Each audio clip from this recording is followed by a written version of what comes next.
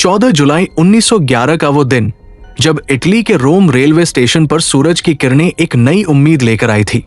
लेकिन किसी को अंदाजा नहीं था कि वो किरणें शाम तक एक ऐसे अंधेरे में बदल जाएंगी जिसका कोई अंत नहीं है। ये कहानी महज एक ट्रेन के गायब होने की नहीं है, बल्कि ये कहानी है समय के उस क्रूर मजाक की जिसने 106 जिंदगियों को इतिहास के पन्नों से हमेशा के लिए मिटा दिया और पीछे छोड़ दिया तो सिर्फ सवाल जो आज भी वैज्ञानिकों और तर्कशास्त्रियों की नींद उड़ा देते हैं। जरा उस मंजर को याद कीजिए जब जेनेटी कंपनी की वो आलीशान रेल प्लेटफॉर्म पर खड़ी थी। भाप का इंजन अपनी ताकत का प्रदर्शन कर रहा था और हवा में जलते हुए कोयले और महंगे इत्र की मिलीजुली महक तैर रही थी।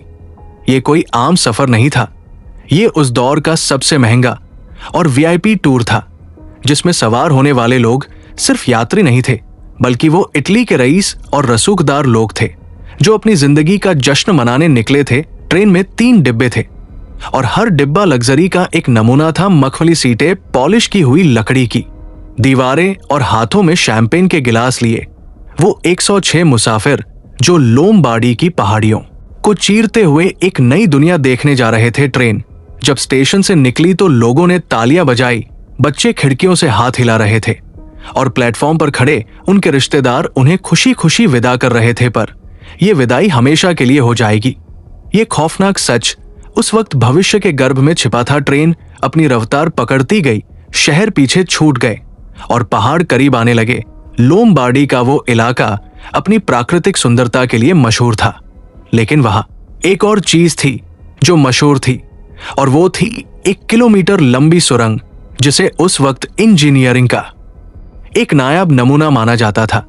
ये सुरंग पहाड़ के बीचों बीच बनाई गई थी और इसे पार करने में ट्रेन को बमुश्किल कुछ मिनट लगने चाहिए थे। लेकिन जब ट्रेन उस सुरंग के करीब पहुंची तो प्रकृति के नियम बदलने लगे और यहीं से शुरू होता है वो घटनाक्रम जिसे सुनने के बाद रूह कांप जाती है। ट्रेन में सवार लोगों को शायद कोई खतरा महसूस नहीं हुआ होगा, लेकिन ट्रेन के सबसे आगे इंजन में मौजूद ड्राइवर ने जरूर कुछ देखा होगा जो सामान्य नहीं था। ये बात हमें उन 2 लोगों की गवाही से पता चलती है जो किस्मत से या शायद बदकिस्मती से उस ट्रेन से आखिरी पल में कूदने में कामयाब रहे थे। ये 2 लोग बुरी तरह डरे हुए थे और मानसिक रूप से टूट चुके थे। पुलिस पूछताछ में उन्होंने जो बताया वो किसी पागलपन की दास्तां जैसा लग रहा था, लेकिन उनकी आंखों में जो दहशत थी वो झूठ नहीं हो सकती थी। उन्होंने बताया कि जैसे ही ट्रेन सुरंग के मुहाने के पास पहुंची, मौसम एकदम बदल गया। आसमान साफ था, लेकिन सुरंग के मुंह से एक अजीब सा सफेद कोहरा बाहर निकल रहा था।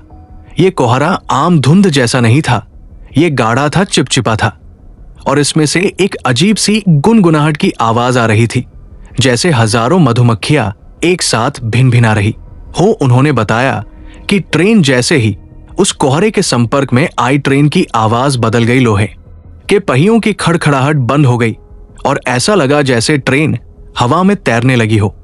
उन दोनों को एक बहुत ही तेज सिहरन महसूस हुई जिसे उन्होंने मैग्नेटिक वेव जैसा बताया। घबराहट के मारे वो दोनों ट्रेन के पायदान से नीचे कूद गए। जमीन पर गिरते ही उन्हें चोटें आईं, लेकिन उनकी नजरें सामने चल रही ट्रेन पर जमी थी। उन्होंने देखा कि कैसे वो लोहे का विशाल इंजन उस सफेद दूधिया धुएं के अंदर दाखिल हुआ और गायब हो गया।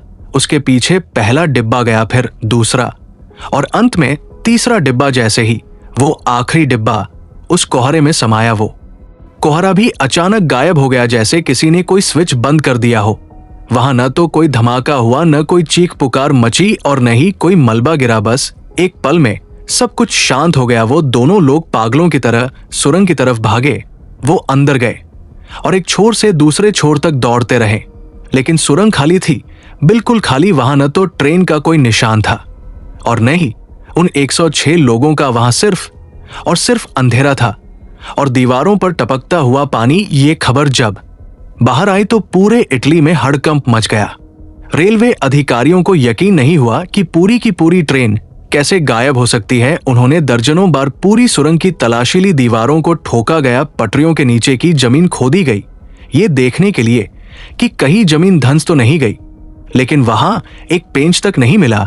तार्किक रूप से अगर कोई ट्रेन सुरंग में जाती है तो उसे दूसरे छोर से निकलना ही होगा, और अगर वो नहीं निकली तो उसे सुरंग के अंदर होना चाहिए। लेकिन जेनेटी ट्रेन ने भौतिक विज्ञान के इस सबसे बुनियादी नियम को तोड़ दिया था। इस घटना के बाद कई तरह की बातें होने लगी। कुछ लोगों ने कहा कि सुरंग के अंदर कोई गुप्त दरवाजा था, जो कि नामुमकिन था क्योंकि सुरंग ठोस चट्टान को काटकर बनाई गई थी। कुछ ने कहा कि यह शैतान का काम है और सुरंग शापित है। जनता का दबाव इतना बढ़ा कि रेलवे ने उस सुरंग को हमेशा के लिए बंद करने का फैसला किया। लोहे के गेट लगा दिए गए और बाद में द्वितीय विश्व युद्ध के दौरान हवाई हमलों में उस सुरंग का मुंह मलबे से पूरी तरह ढक गया, मानो कुदरत भी यही चाहती थी कि वो राज हमेशा के लिए दफन हो जाए। लेकिन कहानी यहां खत्म नहीं होती। ये तो बस शुरुआत है, क्योंकि असली रहस्य ये नहीं है कि ट्रेन गायब हो गई। असली रहस्य ये है कि वो ट्रेन कहां गई, और जो सबूत सामने आए वो इस घटना को एक क्राइम थ्रिलर से बदलकर एक साइंस फिक्शन हॉरर में तब्दील कर देते हैं। ट्रेन के गायब होने के कई सालों बाद 1926 में मेक्सिको के एक इतिहासकार को कुछ पुराने दस्तावेज मिले जो 1048 के थे।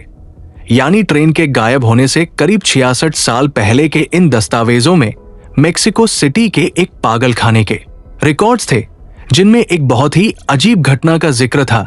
रिकॉर्ड्स के मुताबिक में एक दिन अचानक 104 लोग मेक्सिको सिटी की सड़कों पर भटकते हुए मिले थे।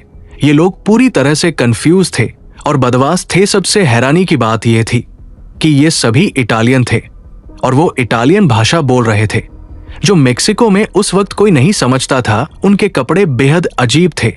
1048 के फैशन के हिसाब से उनके कपड़े भविष्य के लग रहे थे, यानी 20वीं सदी के यूरोपियन कपड़े।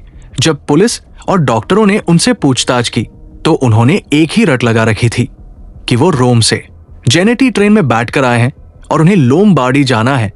एक में मेक्सिको के डॉक्टरों के लिए ये बात किसी